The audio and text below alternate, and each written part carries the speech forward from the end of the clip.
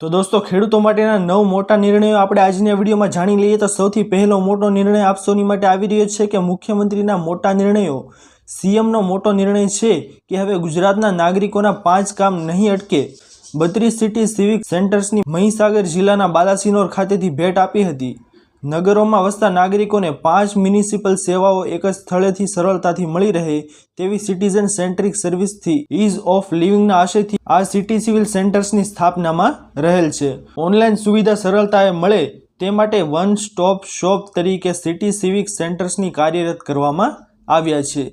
ત્યારબાદનો મહત્વપૂર્ણ નિર્ણય આપ સૌની માટે આવી રહ્યો છે દોસ્તો કે ખેડૂતોના હિતમાં સૌથી મોટો નિર્ણય ખેડૂત ખરાઈની ચકાસણી માટે 1995થી જ મહેસૂલ રેકર્ડને ધ્યાનમાં લેવામાં આવશે। હવે ખેતીની જમીનની વેચાણ નોંધ પ્રમાણિત કરવા અંગેના નિર્ણયના ખેડૂતોની ખરાઈ ચકાસણીમાં તારીખ 6 એપ્રિલ 1995 પછીના રેકોર્ડને જ ધ્યાનમાં લેવાનું રહેશે। અત્યાર સુધી ખેડૂત ખાતેદાર પાસેથી 1951-52થી ખેડૂત હોવા અંગેના પ્રમાણપત્રનો આગ્રહ રાખવામાં આવતો હતો। હાલ જે કેસોમાં ખેડૂત ખાતેદારના દરજ્જા બાબતે લિટિગેશન કે તપાસ પડતર છે તેવામાં આ જોગવાઈઓ લાગુ પડશે નહીં। ત્યાર પછીની મહત્વપૂર્ણ માહિતી આપ સૌની સામે આગળ આવી રહી છે દોસ્તો કે ખેડૂતોને 20,000ની સહાય। પ્રાકૃતિક કૃષિને પ્રોત્સાહન આપવા નવી યોજના ગુજરાત સરકારે જાહેર કરી છે। શાકભાજીના પાકોમાં પ્રાકૃતિક કૃષિને પ્રોત્સાહન આપવાની યોજના અમલમાં મૂકી છે। ગુજરાત સરકાર પ્રાકૃતિક પદ્ધતિથી શાકભાજીની ખેતી કરતા ખેડૂતોને આપશે સહાય, જેમાં પ્રાકૃતિક પદ્ધતિથી શાકભાજીની ખેતી કરતા ખેડૂતોને બિયારણ અને શાકભાજીની પ્રાકૃતિક ખેતીના પ્રોત્સાહન માટે 20,000 પ્રતિ હેક્ટર સહાય ચૂકવાશે। ત્યાર પછીની મહત્વપૂર્ણ માહિતી આપ સૌની સામે આગળ આવી રહી છે દોસ્તો કે દિવાળી આવતા 18મો હપ્તો ખાતામાં જમા। જ્યારે ખેડૂતો 18મા હપ્તાની રાહ જોઈ રહ્યા છે, પરંતુ રાહ ટૂંક સમયમાં પૂરી થવા જઈ રહી છે। કેન્દ્ર સરકાર દ્વારા 5 ઓક્ટોબરે ખેડૂતોના ખાતામાં પૈસા જમા કરવામાં આવશે। એકંદરે તહેવારોની સિઝનમાં ખેડૂતોને નાણાં મળશે।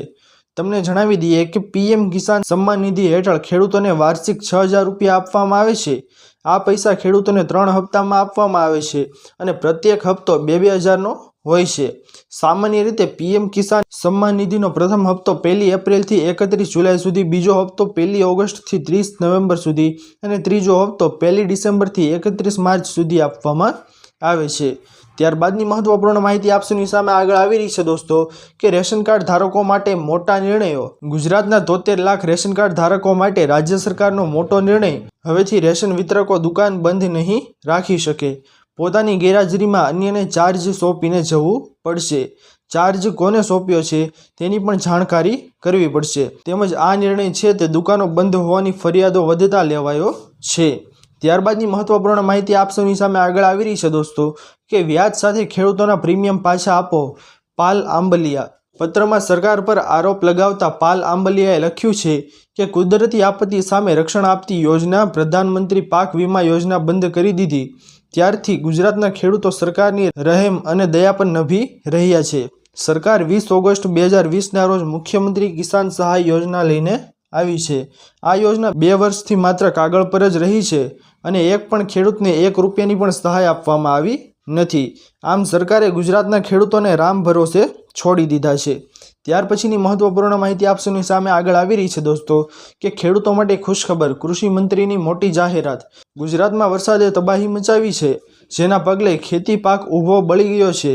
ત્યારે આ મુદ્દે સરકારના પ્રવક્તા મંત્રી ઋષિકેશ પટેલની માહિતી આપતા જણાવ્યું છે કે અતિવૃષ્ટિમાં નુકસાનીના સર્વેની કામગીરી 70% પૂર્ણ થઈ ગઈ છે। હાલ માત્ર 25થી 30% જ સર્વેની કામગીરી બાકી છે।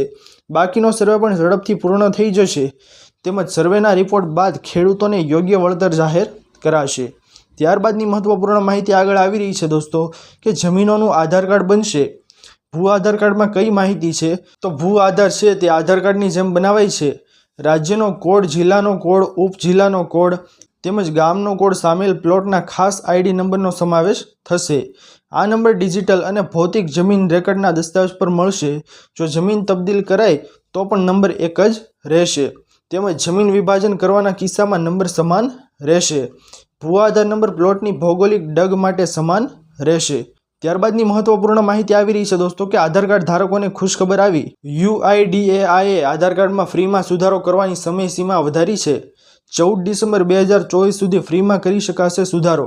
યુઆઈડીએઆઈએ કોઈપણ ચાર્જ વગર આધાર કાર્ડમાં સુધારો વધારો કરવાની છેલ્લી તારીખ લંબાવી છે, જેમાં આ તારીખ 24 સપ્ટેમ્બર 2024 નક્કી કરાઈ હતી, જે બાદ હવે આ તારીખ લંબાવીને 14 ડિસેમ્બર 2024 કરવામાં આવી છે. તો દોસ્તો, આ હતી આજની સૌથી મોટી અને મહત્વપૂર્ણ ખેડૂત માહિતી. આશા કરું છું કે આપ સૌને આ મહત્વની માહિતી છે તે પસંદ આવી હશે. જો પસંદ આવી હોય તો વિડીયોને લાઇક કરવાનું ભૂલતા નહીં. ચેનલ પર નવા આવ્યા હો તો અમારી ચેનલ ખેડૂત ઓનલાઈન પોઈન્ટને સબસ્ક્રાઇબ કરી અને બાજુમાં આપેલા બેલ આઇકનને પણ પ્રેસ કરી દેજો, જેના લીધે આવી જ મહત્વપૂર્ણ માહિતી આપ સૌને આ ચેનલના માધ્યમથી મળતી રહે. તો દોસ્તો, મળીએ હવે પછીના વિડીયોમાં. ત્યાર સુધી જય હિન્દ અને વંદે માતરમ.